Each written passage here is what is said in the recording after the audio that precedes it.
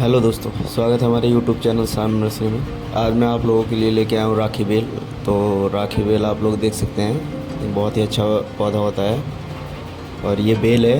तो जिसको भी राखी बेल चाहिए वो आके हमारी नर्सरी से परचेज़ कर सकता है। लोकेशन में डिस्क्रिप्शन में डाल दे रहा हूँ, वहाँ से आप लोग देख के आ सकते हो हमारी नर्सरी में। कॉन्टैक्ट नंबर भी डाल दे रहा हूँ। और अगर आप लोगों को और भी पौधा चाहिए तो उसके लिए आप कमेंट भी कर सकते हो, ताकि मैं आप लोगों के लिए और वीडियो लेके आऊँगा ऐसे ही। तो बाकी आप लोग वीडियो देखिए, चैनल पर नए हैं तो सब्सक्राइब कीजिए, लाइक कीजिए, शेयर कीजिए। चलिए ठीक है।